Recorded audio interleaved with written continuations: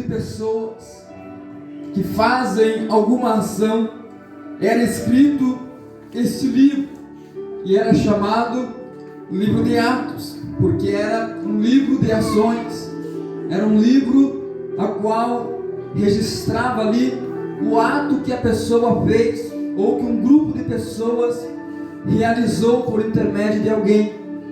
E nós vimos que, como este livro é o único livro histórico a qual do Novo Testamento, pois ele relata a história da igreja, a igreja primitiva, como já foi dito aqui nessa noite, em seus primeiros séculos, em seus primeiros momentos, em seus primeiros anos e décadas.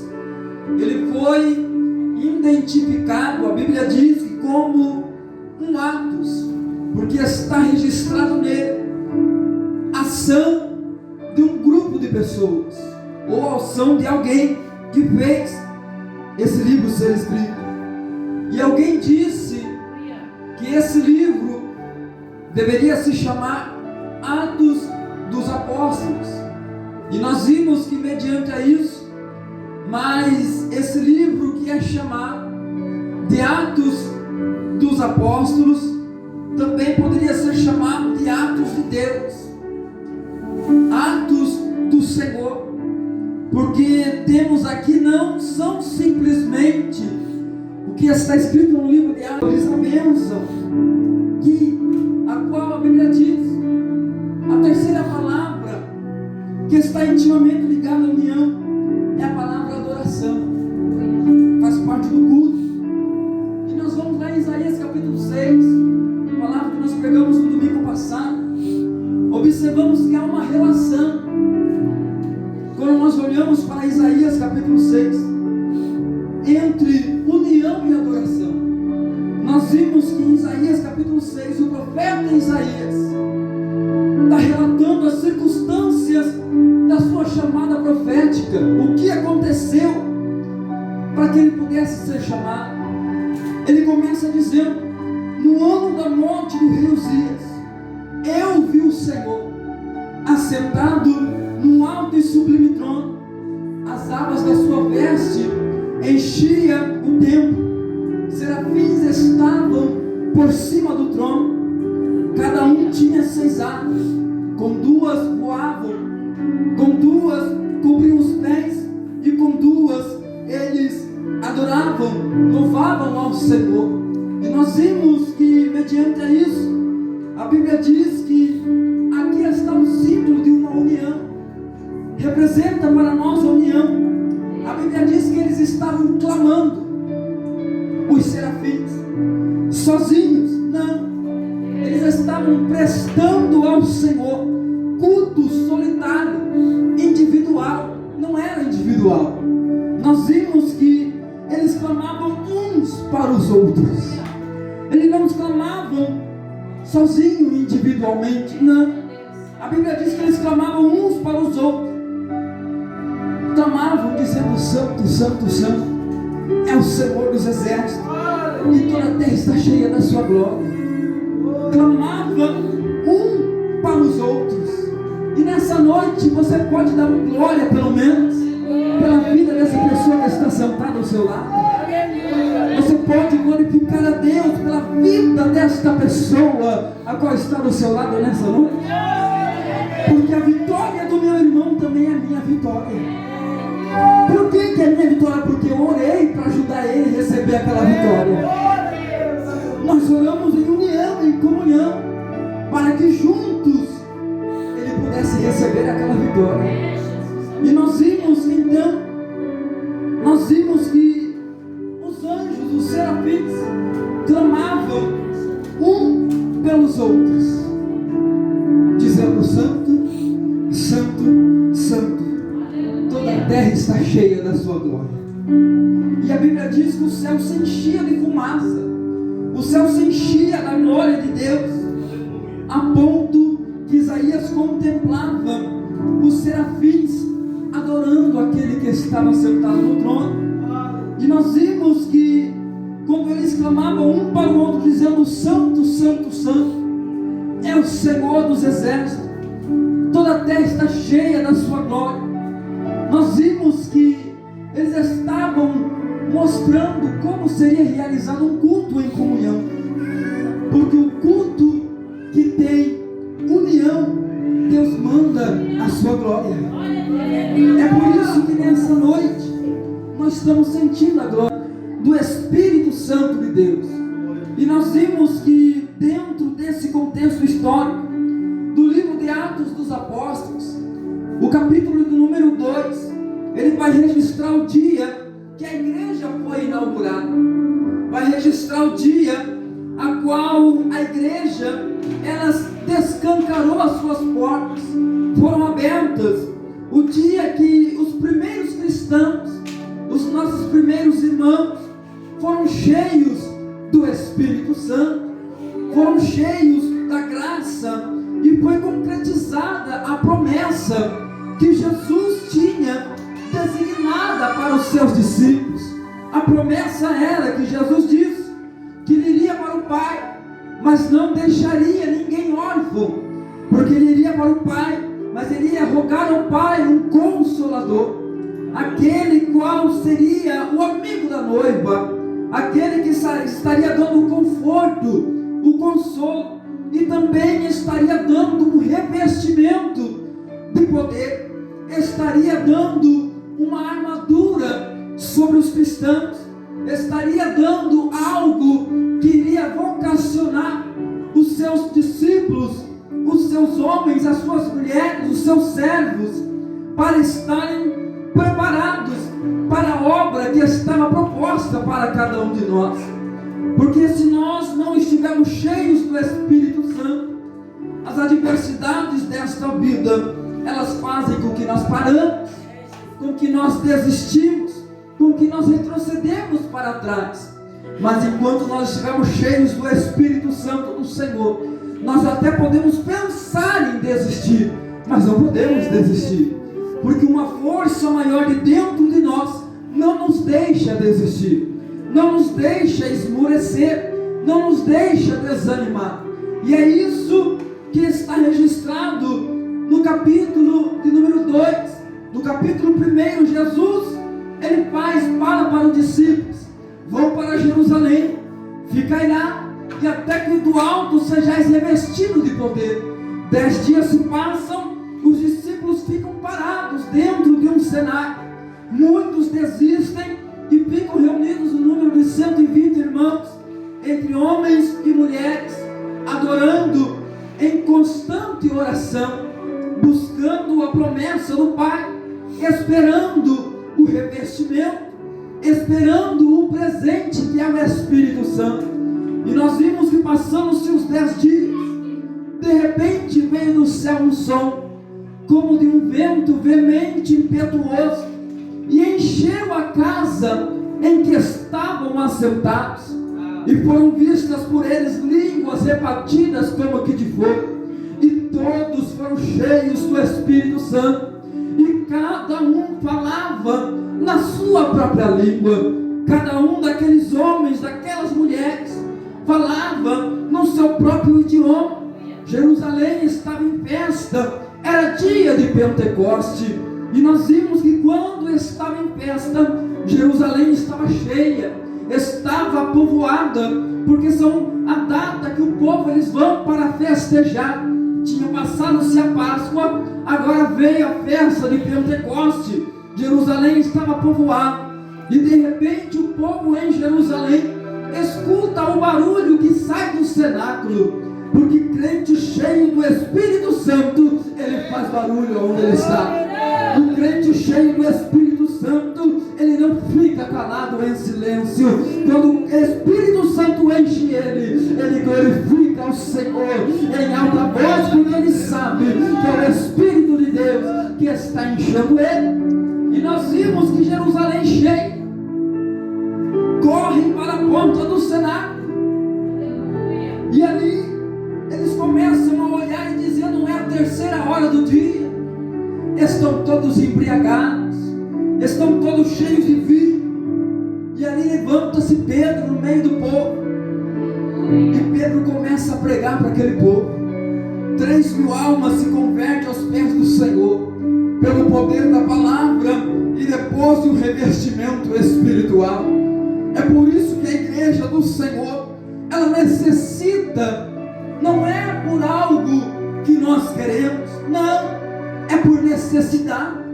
Precisamos estar cheios do Espírito Santo, porque um crente cheio do Espírito Santo, a fala dele é diferente. Um crente cheio do Espírito Santo, o andar dele é diferente. Um crente cheio do Espírito Santo, as suas atitudes são diferentes. Um crente cheio do Espírito Santo, as suas ações são diferentes. Um crente cheio do Espírito Santo, ele não pensa para vir para o culto. Quando ele sabe que é dia de culto, ele já acorda dizendo: hoje é dia de milagre, hoje é dia de festa, hoje é dia que eu encontro com o meu Salvador, hoje é dia que eu vou para a casa do Pai, para adorar o nome do Pai, para sentir a presença do Pai, porque eu sei que Ele tem algo preparado para a minha vida.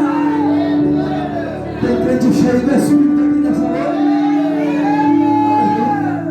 Se não está cheio, até o final do culto vai ser cheio. Cheios do Espírito Santo. E a Bíblia diz que aconteceu então o derramar do Espírito Santo. Foram vistas por eles línguas repartidas como que de fogo. E aqui nós temos o primeiro sermão pentecostal da história. Queria ter visto Pedro cheio do Espírito Santo, pregando pela primeira vez. Logo após ser cheio do Espírito, agora se levanta Pedro, do meio de 120 irmãos, no meio de Jerusalém. Pedro levanta a sua voz. Podemos imaginar com tamanha autoridade. Que tema foi aquele que Pedro pregou? Só sei que teve salvação de almas. Porque o crente, quando ele está cheio do Espírito Santo, ele não fala de si próprio, porque ele não tem o que falar de si mesmo. O crente cheio do Espírito Santo, ele não fala do seu eu, do seu ego, daquilo que vem para sobressair sobre os outros, não. O crente, quando está cheio do Espírito Santo, tudo que ele fala é para glorificar o nome do Pai, glorificar o nome do Filho e adorar ao Senhor na beleza da santidade do Senhor. O que nós temos falado nesses últimos dias? Será que as nossas palavras têm sido de crentes cheios do Espírito Santo? Será que as palavras que têm saído dos nossos lábios são palavras de um crente cheio? São palavras de um crente revestido? São palavras de um crente pentecostal que nasceu no fogo abrasador, que caminha no fogo do Espírito Santo e vai subir no céu que tem fogo, a qual o dono do céu, os seus olhos são como chama de fogo, os seus pés são como latão reluzente, os seus cabelos são brancos como a pura lã, em volta do seu trono tem um rio de fogo. A sua trindade é fogo da cabeça aos pés, e Jesus ele vem buscar uma igreja a qual está pegando fogo todos os dias, a qual o gelo da modernidade não apaga, a qual o gelo da modernidade não apaga, a qual o gelo do celular não apaga, a qual o gelo da rede social não apaga, a qual o gelo da fofoca não apaga, a qual o gelo do inferno não apaga o fogo que Cristo acendeu no meio da igreja.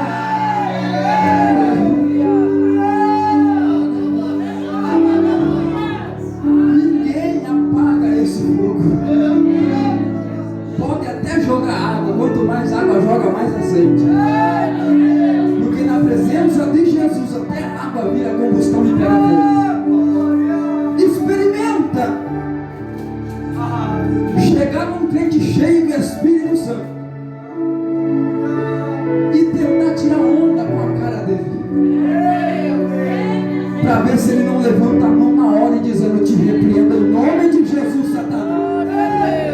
Porque o crente, quando ele está cheio do Espírito Santo, só no olhar ele conhece, só no gesto ele sabe, porque o Espírito Santo de Deus, ele revela o íntimo, revela o oculto, revela o profundo, a qual o homem não vê, mas Deus ele revela, porque ele é o Deus do oculto. almas se convertem. Que pregação foi aquela? Pedro, cheio do Espírito, prega, 3.000 almas se convertem. Começa-se um grande avivamento em Jerusalém. Levanta-se a perseguição. Perseguição não acaba com o avivamento. Apaga o fogo do Espírito Santo.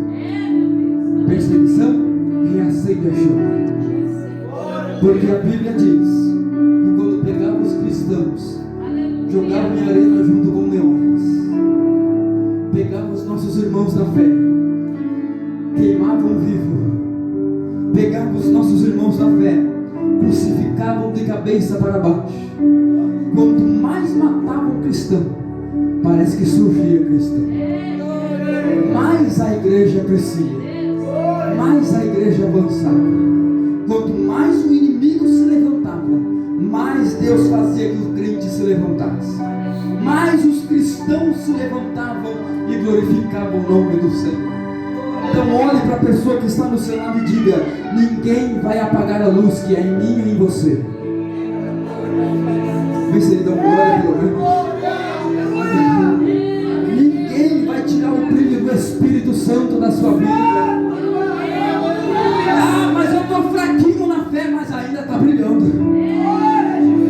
Foi pregado aqui na quinta sobre o azeite. Precisamos ter reservas. Precisamos carregar reservas. Porque o noivo pode tagar e na beira da estrada a lamparina pode se apagar. E se não tiver reserva, o fogo apaga. E o crente não pode andar nas trevas. Mas se o crente tiver reserva, quando o fogo está apagando, ele coloca um pouquinho mais de azeite e o fogo acende novamente. Porque a Bíblia diz que a cana trilhada não se quebrará, e o pavio que fumega não se apagará. Pode estar fumegando, mas não vai se apagar. Pode estar só saindo fumaça. Se tem fumaça é porque tem fogo. É só soprar, é só começar o vento soprar que a brasa acende novamente. É só deixar o vento soprar nessa noite que a brasa vai ser acesa novamente. Fale para a pessoa que está no seu lado: a brasa vai acender novamente. O vento vai soprar, a cinza vai sair, porque o fogo vai reacender novamente. O fogo vai reacender novamente. Aleluia. Glória a Deus. Glória a Deus. E o texto, eu gosto de pregar sobre fogo. E eu gosto de pregar sobre a soberania de Deus. Porque não tem como você pregar sobre a soberania de Deus e Deus não derramar glória sobre a igreja. O que eu não gosto de culto gelado. Não gosto de crente morno. Ou você é frio ou você é quente. Se você for frio, Jesus te pega e te queima nessa noite. Se você for quente, Jesus te queima mais ainda, porque nós somos como um tição tirado do fogo. Aleluia. E o texto também nos informa que o versículo 42, o versículo que lemos, como se esses cristãos viviam. Como que eles viviam? A Bíblia diz que eles viviam em perseverança na doutrina dos apóstolos. Havia comunhão, havia partido o pão. Tudo isso foi falado aqui hoje, se você prestou atenção no culto. Deus confirmou o culto desde o início. Deus falou de vento, Deus falou de partir o pão, Deus falou de união, Deus falou de oração. São tudo algo, os utensílios que faz o fogo reacender. Então, se nessa noite você não sentir pelo menos um toque de uma brasa, aí você está muito ruim. Está muito ruim nessa noite. Eles perseveravam em orações e havia sinais no meio deles que Deus fazia. Até que o texto diz que todos os que creram estavam juntos. E por que estavam juntos? Porque tinham tudo em comum. Tinham tudo em comum. Olhe para a pessoa que está no seu lado e diga: estamos juntos. nós temos tudo em comum. O mesmo Espírito que te aquece também me aquece. A mesma presença que você sente eu também sinto.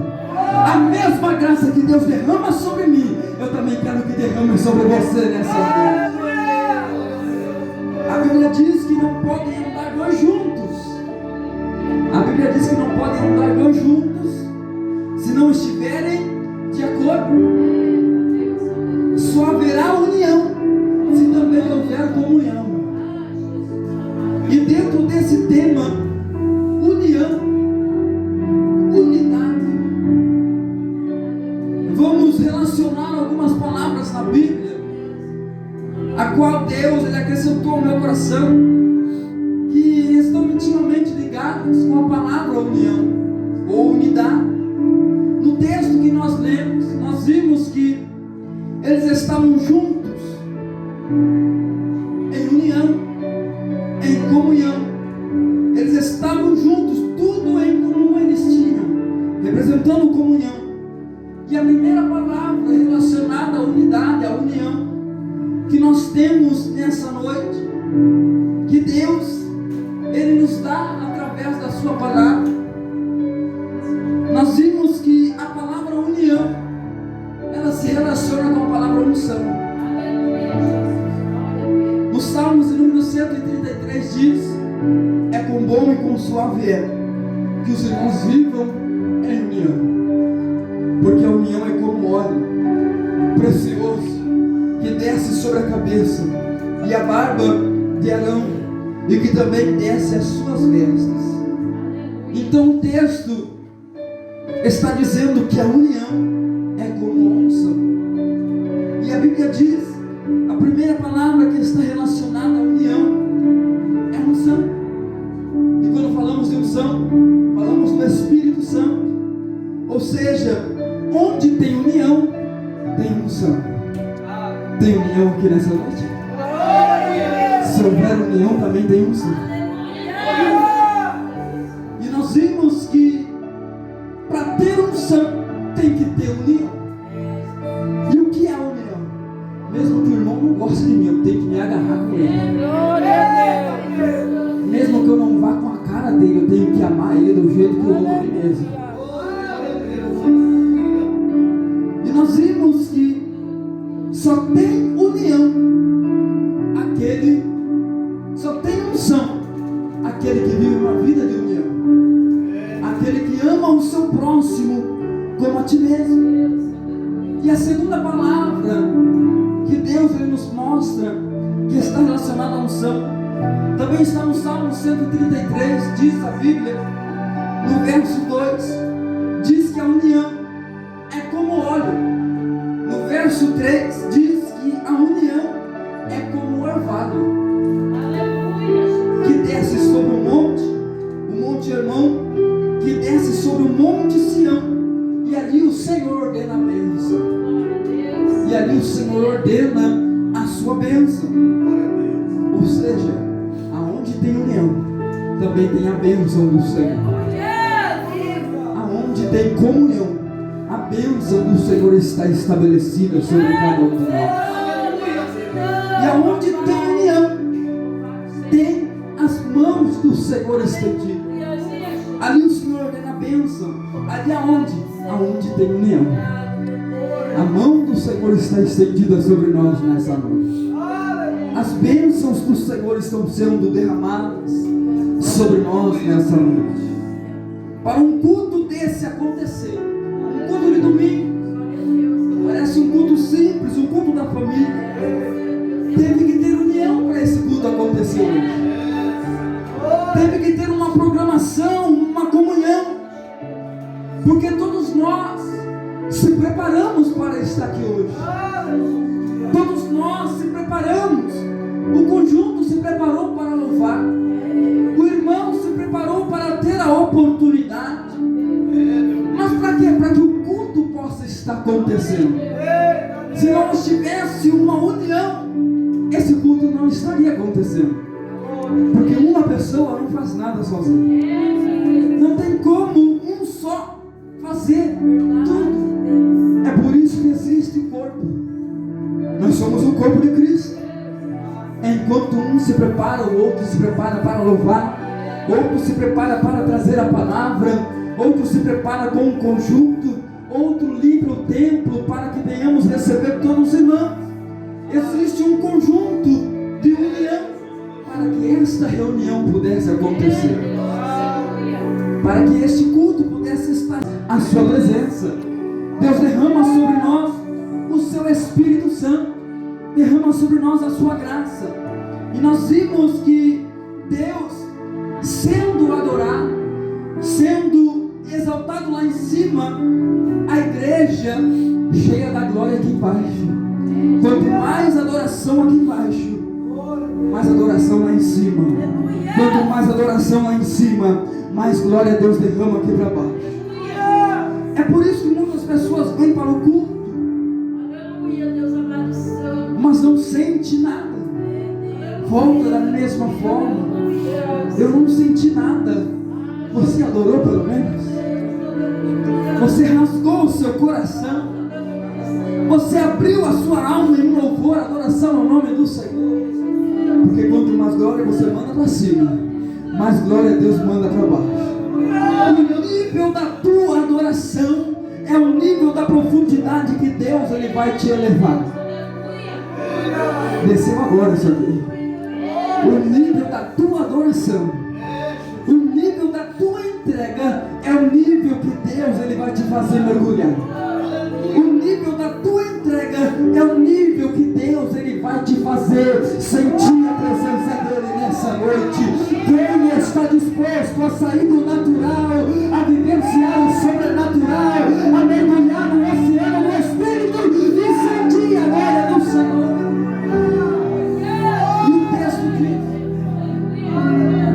E o texto diz que as bases do templo se moveram.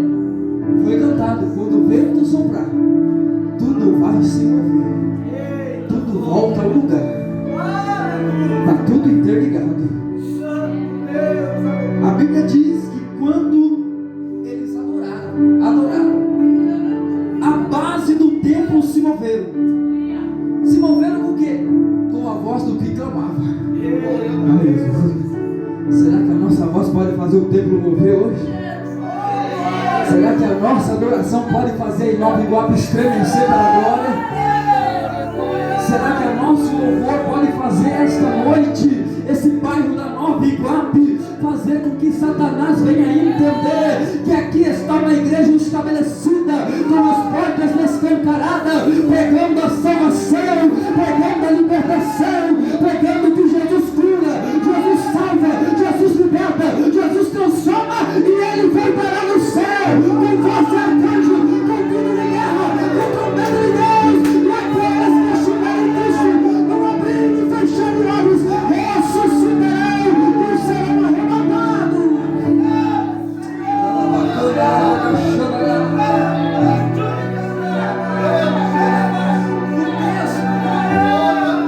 O texto começa.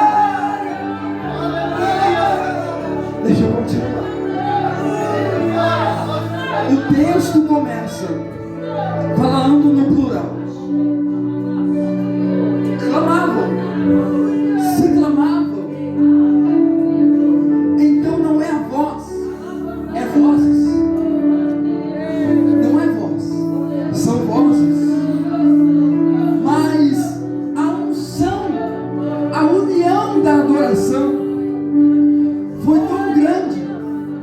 A união da adoração foi tão grande que o texto diz que com a voz do que clamava, as bases do templo se moveram. Sabe como está escrito no hebraico? A voz dos serafins fazia o chão tremer. A voz dos serafins fazia o chão tremer. Deus, ele se dá um luxo em montar em um querubim, em um domingo por volta das 8h45 da noite. Jesus, ele se dá um luxo em montar nas asas de um querubim. volta das 20 horas e 45 minutos, sair lá do trono da glória, da adoração, dar um passeio pela Nova Iguape. Mas por quê? Porque lá no meio da Nova Iguape existe um povo, mesmo passando por luta, por dificuldade, por tribulação, por guerra, por crise, deixou toda a tribulação lá em casa, mas foi para a igreja para rasgar o seu louvor, para melhorar a sua adoração, para fazer a base tremer, para fazer o chão tremer, para fazer o que Deus venha semear na nossa adoração. Deixa eu ver quem veio adorar, deixa eu ver quem veio adorar nessa noite, deixa eu ver quem veio louvar, deixa eu ver quem veio entrar no céu pelo lado de dentro nessa noite.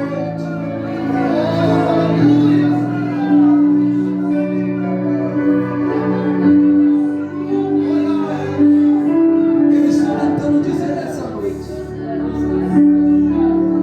eu estou tentando dizer para a igreja da Nova Iguape nessa noite, que se nós adorarmos, as bases vão se mover. Que se nós se colocarmos na posição de adorador, Deus vai fazer as bases se mover. O que é base para nós? Base é uma enfermidade que está sendo curada agora. Base é um papel que Jesus pode mover lá na sala do juiz.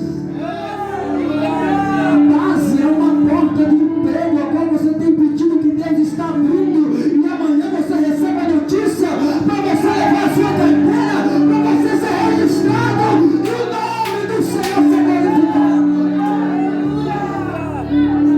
Base se mover. Base se mover é você chegar na sua casa e ter alguém dizendo: eu não sei o que aconteceu aqui, mas enquanto você estava lá na igreja, alguma coisa moveu aqui. Eu não sei o que aconteceu, mas Jesus entrou aqui dentro.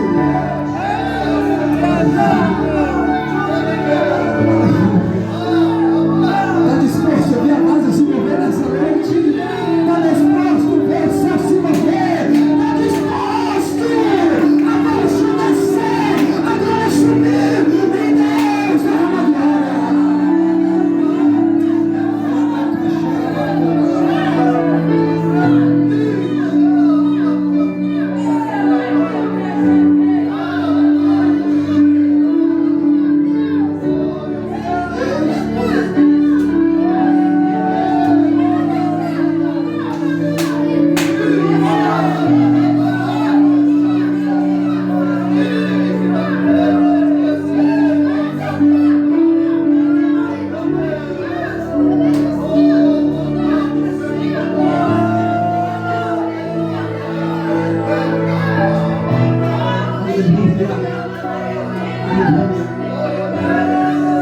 Eu não sei o que está parado na sua vida.